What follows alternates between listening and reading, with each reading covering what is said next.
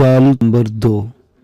जाल किस्त नंबर 2। जंग 5 साल से जारी थी। इस दौरान में अफगानिस्तान के बेशुमार बागैरत और बाज़मीर नौजवानों, बच्चों और बूढ़ों ने वतन को अपने खून का नजराना पेश किया। लातादाद अफगान इस जंग में माजूर हो गए।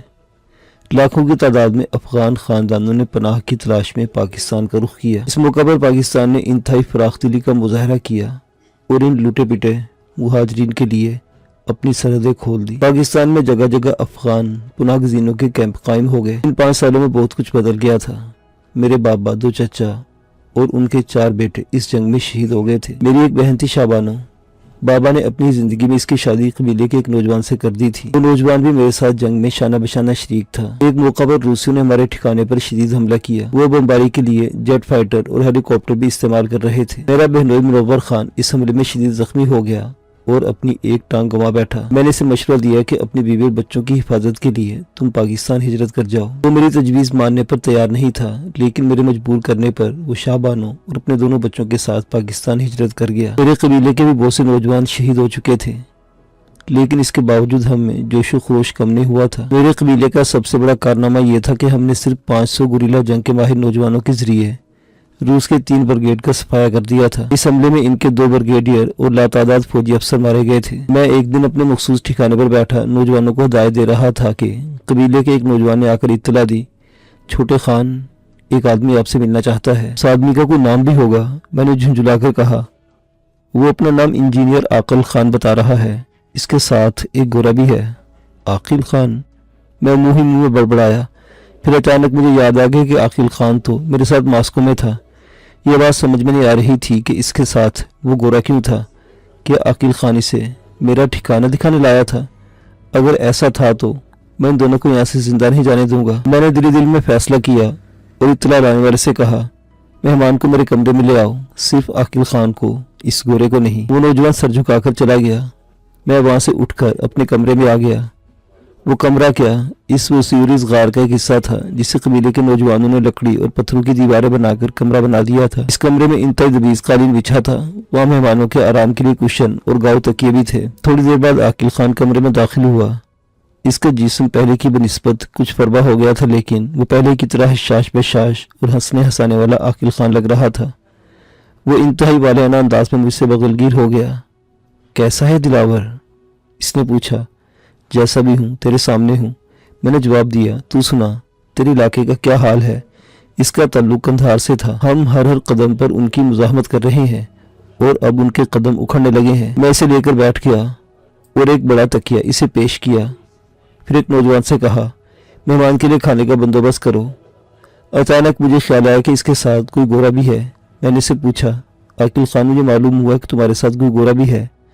हाँ यार, इसने चौंक कर कहा। बातों में मुझे इसका ख्याल नहीं रहा। वो बेचारा भी क्या सोच रहा होगा। ये गोरे बेचारे कब से हो गए? मैंने तल्ख लहजे में पूछा। अभी तो तू कह रहा कि तेरे इलाके में इन काफिरों की शदीद मुज़ाहमत हो रही है और गोरे को तू साथ में घूम रहा है। मेरे लहजे की तल्खी को इसने भी महसूस किया, लेकिन फौरन संभल कर बोला, जनाब इंजीनियर साहिब, हर गोरा आदमी रूसी नहीं होता और ये हरामजादे रूसी गोरे कब होते हैं? ये तो चुकंदर की तरह सुर्ख होते हैं। मेरे साथ जो गोरा है वो अमरीकी वजारत खारजा का एक आला ओहदेदार है। तेरे कबीले के कारनामे अमेरिका तक पहुंच गए हैं।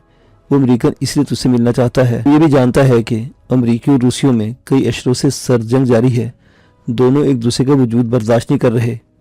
इसलिए तो अमेरिका हमें दिल खोल कर इमदाद दे रहा है, हथियार दे रहा है, वो सियासी तौर पर हमारे हक में बयानात दे रहा है।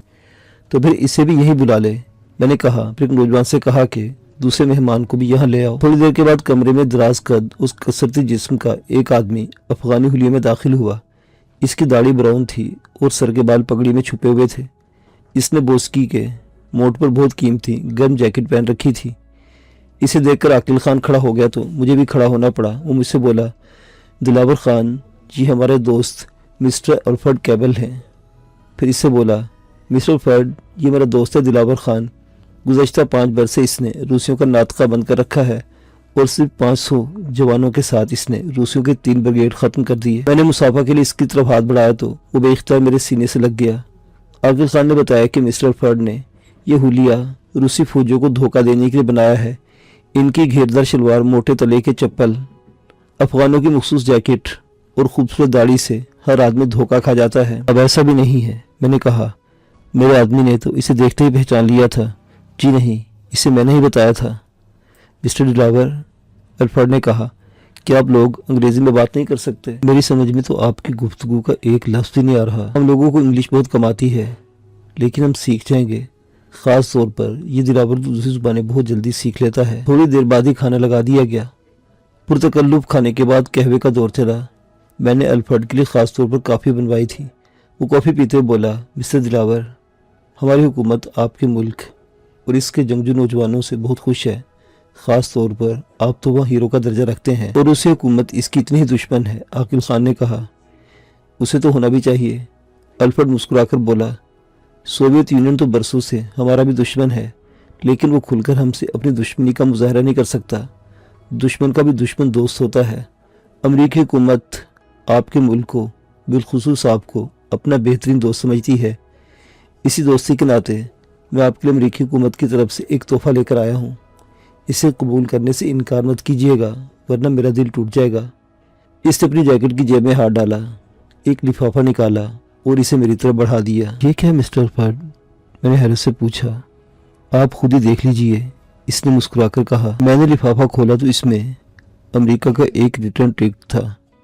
امریکی محکمہ خارجہ کی طرف سے ایک تعریفی سند تھی، جس میں میرے قبیلے کی خدمات کو سراہا گیا تھا، اور ایک کراس چیک تھا جس پر $2 لاکھ کی رقم درج تھی۔ مسٹر پر یہ میں دیکھیں مسٹر ڈلاور، پلیز انکار مت کیجیے گا۔ میں اپنی حکومت کے حکم پر اپنی جان جوکھم میں ڈال کر محض آپ سے ملنے آیا ہوں۔ مسٹر عاقل میرے دوست ہیں، یہ گزشتہ سال امریکہ کا چکر لگا چکے ہیں۔ پھر وہ چونک کر بولا، ایک اور اہم چیز تو میں آپ کو بتانا بھول ہی گیا۔ اس نے جیکٹ کی جیب میں ہاتھ ڈال کر ایک اور لفافہ نکالا، لیکن وہ امریکی حکومت کے استعمال کا مخصوص لفافہ تھا۔ اس پر امریکی محکمہ خارجہ کا مونوگرام بھی تھا۔ لفافے میں خط تھا جس میں امریکہ کے سیکرٹری خارجہ اور وزیر خارجہ کی طرف سے امریکہ آنے کی دعوت دی گئی تھی۔ آپ کا ٹکٹ اوپن ہے مسٹر دلاور، آپ کی ایکسپورٹ تو موجود ہی ہے، اس پر ویزا آپ کو میں لگوا دوں گا، اور آپ ہی کا کوئی آدمی وہ پاسپورٹ آپ تک پہنچا دے گا۔ پھر عاقل خان کی اصرار پر میں نے اسے اپنا پاسپورٹ دے دیا۔ الفریڈ دوسرے دن رخصت ہو گیا۔ میرے قبیلے کے 4 نوجوان اسے محفوظ علاقے تک چھوڑ آئے۔ عاقل خان بھی اس کے ساتھ ہی روانہ ہو گیا۔ عاقل خان وہ چیک بھی لے گیا۔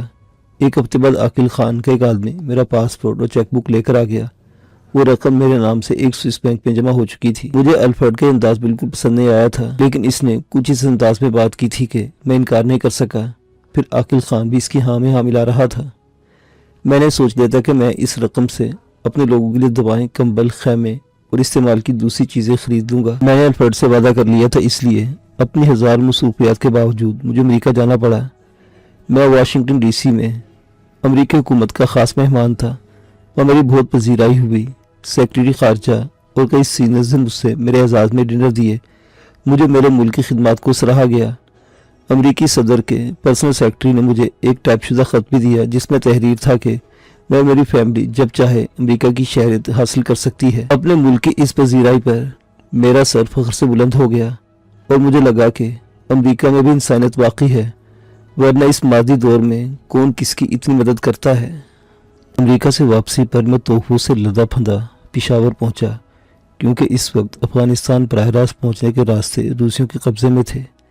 امریکی تحفوں میں زیادہ تر الیکٹرونک اشیاء تھی۔ ان میں ایئر کنڈیشنز، روم ہیٹرز، گھریلو استعمال کی اشیاء وغیرہ شامل تھی۔ میں فوری طور پر یہ اشیاء افغانستان نہیں لے جا سکتا تھا، اس لیے میں نے پشاور کے ایک پوش علاقے میں ایک بنگلہ خرید کر تمام سامان اس میں رکھا، اور اپنی بہن شابانو اور منور کو وہاں منتقل کر دیا۔ پاکستان بعد منور نے ایک ٹرک خرید لیا تھا، وہ اس کی روزی کا ذریعہ تھا۔ ٹرک ڈرائیور بھی ہمارے ہی قبیلے کا ایک آدمی تھا۔ میں نے شابانو کو مزید رقم دی اور کہا، یہ منور خان کو دے دینا، وہ خوددار شخص مجھ سے تو یہ پیسے لے گا نہیں، اس سے کہنا اس رقم سے وہ مزید ٹرک اور بسیں خرید لے۔ منور اس بات پر بہت جزبز ہوا، لیکن اس نے کہا کہ یہ قرض حسنہ ہے، تم ایک ہی سال میں اتنا کما لو گے کہ میرا تمام قرض لوٹانے کے قابل ہو جاؤ گے۔ میں اکثر پناہ گزینوں کے کیمپوں میں بھی چلا جاتا تھا، اور لوگوں کی حالت دیکھ کر میرا دل خون کے آنسو روتا۔ روس نے اپنے جنگی جنون میں بے شمار ماؤں سے ان کے لخت جگر چھین لیے تھے، لاتعداد بچوں کو یتیم اور لڑکیوں کو بیوہ کر دیا تھا۔ انہی کیمپوں کے دوروں کے موقع پر میں ایک کیمپ میں پہنچا۔ وہاں کا بھی عالم دوسرے پناہ گزین کیمپوں سے مختلف نہیں تھا۔ अचानक मेरी नज़र एक लड़की पर पड़ी। वो सबसे अलग थलग गुमसुम सी एक गोशे में बैठी थी।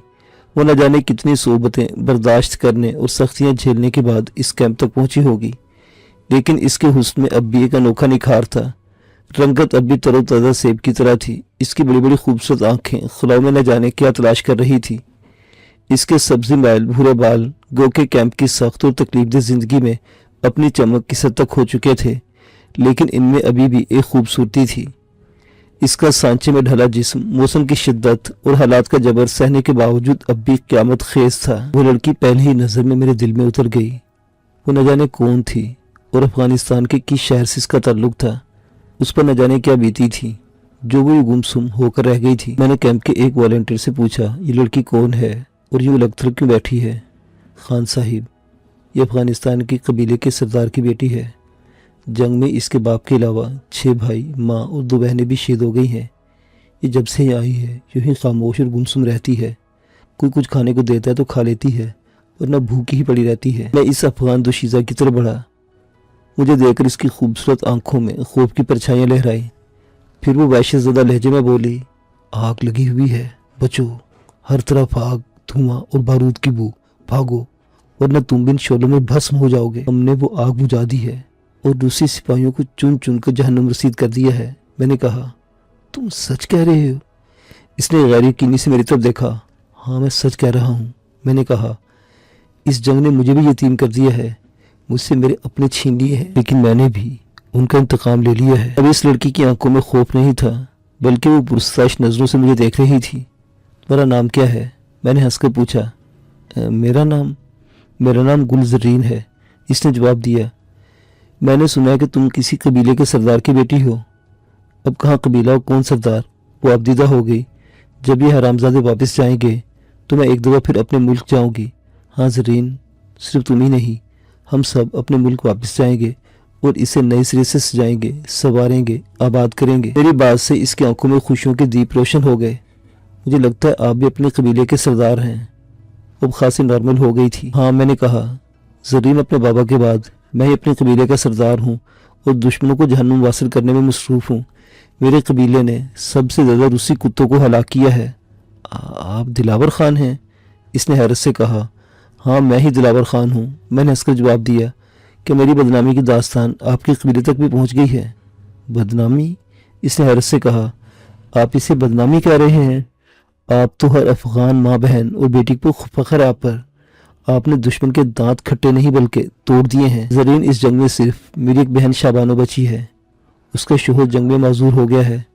मैंने ज़बरदस्ती इसे यहाँ भेज दिया है, कल वो तुमसे मिलने आएगी। इसने अपनी बड़ी बड़ी खूबसूरत आंखें उठाकर मुझे देखा, लेकिन मैं इसकी बात सुने बगैर कैंप से बाहर आ गया। खाने की मेज़ पर शाबानो से ज़रीन के बारे में बात करने ही वाला था कि सूदी बिन मुश्किल आसान कर दी। लाला, एक बात कहूँ, मानोगे? इसने कहा। अब एक तू ही तो है मेरे ख़ानदान की वाहिद निशानी। बानो, मैंने कहा, तेरी बात टालने का मुझ में हौसला नहीं है। मेरी जान मांग कर देख ले, इनकार नहीं करूँगा। शिद्दत जज्बात से मेरी आंखों में आंसू आ गए। आप कहाँ इस पागल की बातों को इतने सीरियस ले रहे हैं? मेरे बहनोई मुनव्वर खान ने कहा। ये तो कुछ भी नहीं कहती रहती है। नहीं मुनव्वर, ये बात नहीं। मुझे बानो के इस अंदाज पर बाबा याद आ गए। वो भी इसकी बातें सुनकर यही कहा करते थे कि दिलावर ने इसे बिगाड़ दिया है। शाबानो भी रोने लगी और बोली, लाला, आप भी बात कहाँ से कहाँ ले गए। मैं तो सिर्फ ये कहना चाहती थी कि अब इस घर में एक चांद सी भाभी लाना चाहती हूँ। जंग भी जारी है बानो, मुनव्वर ने कहा। लाला भाई के पास अभी इतना वक्त कहाँ है? इसमें भला कौन सा वक्त लगेगा? बानो ने मुस्कुराकर कहा। इसका मतलब है कि तूने कोई लड़की पसंद कर ली है? मैंने मुस्कुराकर कहा। अभी पसंद तो नहीं की, बानो ने कहा, लेकिन अगर आप राजी हो तो लड़कियां मेरी नज़रों में कई हैं। मसलन? मुनव्वर खान ने पूछा। मसलन हमारे पड़ोस में जो आगा साहिब रहते हैं, उनकी 2 लड़कियां मुझे बहुत पसंद आई हैं, खूबसूरत और आला तालीम याफ्ता। देखो बानो, अगर तुझे भाभी लाने का इतना शौक है तो किसी पनाहगुज़ीन कैंप से कोई अच्छी सी लड़की देख ले। मैं तो अक्सर कैंपों में जाता रहता हूँ, वहाँ बहुत सी बेयारो मददगार लड़कियाँ हैं। लाला भाई, बानो ने मुस्कुराकर कहा, इसका मतलब है कि आपने वहाँ कोई लड़की पसंद कर ली है? इसने गौर से मुझे देखा। यही बात है? हाँ बानो, मैंने कहा, मैंने एक लड़की पसंद की है, अपने कबीले के सरदार की बेटी है। जंग में इसका पूरा ख़ानदान वतन पर कुर्बान हो गया है, तो यूँ कहें कि आप मुझसे पहले लड़की पसंद कर चुके हैं। بانو کھلکھلا کر ہنس دی۔ میں نے ایک عرصے بعد اس کی کھنکتی ہوئی ہنسی سنی تھی۔ اس کے چہرے پر بھی کوسوں قضا کے رنگ بکھر گئے تھے۔ کس کیمپ میں ہے وہ؟ بانو نے پوچھا۔ آپ مجھے کل وہاں لے چلے۔ دوسرے دن بانو کے اصرار پر میں اسے کیمپ لے گیا۔ زرین آج بھی سب سے الگ تھلگ ایک گوشے میں بیٹھی تھی، لیکن آج اس کی آنکھوں میں وہ ویرانی نہیں تھی۔ مجھے دیکھ کر اس کے چہرے پر ایک رنگ سا آ گیا۔ میں نے بانو اور زرین کا تعارف کرایا اور خود کیمپ کے دوسرے حصے کی طرف نکل گیا۔ تقریباً ایک گھنٹے ان لوگوں کے پاس پہنچا تو وہ یوں گھل مل کر باتیں کر رہی تھی جیسے ایک دوسرے کو برسوں سے جانتی ہوں۔ مجھے دیکھ کر زرین کا چہرہ شرم سے گلنار ہو گیا۔ وہ سمٹ کر رہ گئی۔ بانو اگر تمہاری باتیں ختم ہو گئی ہوں تو اب چلیں؟ میں نے پوچھا۔ ہاں لالا، واقعی بہت دیر ہو گئی ہے، بچے اسکول سے آنے والے ہوں گے۔ پھر وہ زرین سے بولی، انشاءاللہ جلد ہی ملاقات ہوگی۔ ہم وہاں سے واپس آئے تو شہبانو نے کہا، لالا آپ کی پسند تو لاجواب ہے۔ میں نے زرین بھابھی کو بتا دیا کہ آپ ان سے شادی کرنا چاہتے ہیں۔ پھر زرین نے کیا کہا؟ میں نے جلدی سے پوچھا۔ انہوں نے کہا وہ آپ جیسے بہادر، غیور اور خوبصورت شخص سے شادی کر کے خود کو خوش قسمت سمجھے گی۔ پھر ایک ہفتے کے اندر زرین دلہن بن کر میرے گھر میں آ گئی۔ مجھے اپنے قبیلے کی بھی فکر تھی اور جنگ کی بھی۔ میں شادی کے تیسرے ہی روز افغانستان واپس چلا گیا۔ یہ وہ دور تھا جب سوویت یونین کو ہر محاذ پر شکست ہو رہی تھی اور یہ خبریں بھی سننے میں آ رہی تھی کہ سوویت یونین ہمارے ملک سے اپنا بورے بستر گول کرنے والا ہے۔ ان کے لاتعداد فوجی اس جنگ میں مارے گئے تھے۔ انہیں گزشتہ برسوں میں بھاری جانی اور مالی نقصان اٹھانا پڑا تھا۔ ان کی معیشت ڈاواڈول ہو رہی تھی۔ ایک دن ہمیں یہ خوشخبری سننے کو ملی کہ سفید ریچھ سوویت یونین نے افغانستان سے واپسی کا فیصلہ کر لیا ہے۔ پھر وہ روز سعید بھی آ پہنچا جب ان ملونوں کی واپسی شروع ہو گئی۔ اس جنگ میں ہم نے بہت کچھ کھویا تھا، لیکن اپنی قومی حمیت برقرار رکھی تھی۔ ہمارے قبضے میں سوویت یونین کے فوجیوں سے چھینا ہوا اسلحہ ڈھیروں کے حساب سے موجود تھا۔ اس میں رائفل اور پستول سے لے کر راکٹ لانچر اور ٹینک شکن میں روسیہ کی رخصت ہونے کے بعد ہم اپنے علاقوں میں لوٹ گئے۔ زرین گل، شہبانو اور اس کے خاندان کے علاوہ میرے قبیلے کے بے شمار جنگجو نوجوان بھی میرے ساتھ تھے۔ میں اس دوران 2 بچوں بابر اور مہوش کا باپ بن چکا تھا۔ ہم سب کئی روز تک اپنی فتح کا جشن مناتے رہے، لیکن یہ جشن عارضی ثابت ہوا۔ سوویت یونین کی رخصت ہوتے ہی مقامی جنگجو سرداروں میں اقتدار کی رسہ کشی شروع ہو گئی۔ ہم نے غیر ملکی دشمن کو تو مار بھگایا تھا، لیکن اب اس نئی صورتحال نے مجھے واقعی پریشان کر دیا۔ کچھ معلوم ہی نہیں ہوتا تھا کہ دوست کون ہے اور دشمن کون۔ ایسے میں گل زرین نے مشورہ دیا کہ ہم پاکستان لوٹ چلتے ہیں۔ جب یہاں کے حالات سازگار ہوں گے تو ہم بھی اپنے گھروں کو لوٹائیں گے۔ میرے بہنوں منور خان کا مشورہ بھی یہی تھا۔ میں نے بھی دل پر پتھر رکھ کر اپنا وطن عارضی طور پر چھوڑنے کا ارادہ کر لیا اور ہم دوبارہ پشاور لوٹ آئے۔ میں نے منور خان کے ساتھ مل کر کاروبار کو وسعت دی اور ہمارا کاروبار تیزی سے پھیلنے لگا۔ میں بنیادی طور پر میکینیکل انجینئر تھا، اس لیے میں نے گجرات میں الیکٹرونک کے آلات بنانے کی ایک فیکٹری قائم کر لی۔ ابتدا میں میری فیکٹری میں واشنگ مشین اور پنکھے بنتے تھے، پھر رفتہ رفتہ میں نے ریفریجریٹر، ایئر کنڈیشنر اور جوسر، بلینڈر بھی تیار کرنا شروع کر دیے۔ بابر خان اس وقت 4 سال کا تھا اور مہوش 2 سال کی۔ مجھے ان کی تعلیم کی بھی فکر تھی۔ میں نے بابر خان کو پشاور کے بہترین کانوینٹ اسکول میں داخل کرا دیا۔ میں تو اسے پہلے قرآن پاک حفظ کرانا چاہتا تھا، لیکن زرین کی ضد پر میں نے اسے کانوینٹ میں داخل کرایا۔ وقت کا پہیہ اپنی مخصوص رفتار سے گھومتا رہا۔ اس کے ساتھ ہی میرے کاروبار میں بھی دن دگنی رات چوگنی ترقی ہوتی گئی۔ اب میرا شمار پشاور کے معززین میں ہوتا تھا۔ بابر خان اب ماشاءاللہ پرائمری پاس کر چکا تھا اور میں نے اسے لارنس کالج گھوڑا گلی بھیج دیا تھا۔ میں بھی البتہ پشاوری کے ایک اسکول میں زیر تعلیم تھی۔ افغانستان کا حال اب بھی وہی تھا۔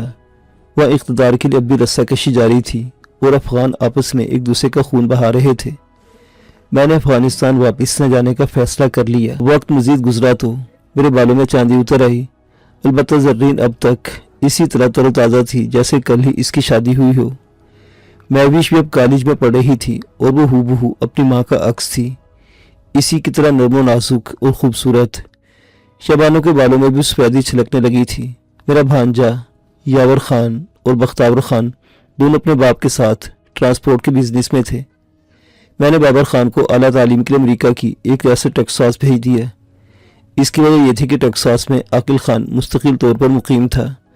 بابر خان MBA کی اعلیٰ تعلیم حاصل کرنا چاہتا تھا۔ وہ بھی ماشاءاللہ اب بھرپور نوجوان تھا اور بقول زرین گل اور شہبانو بابر خان میری جوانی کی تصویر تھا۔ بابر خان میری جوانی کی تصویر تھا۔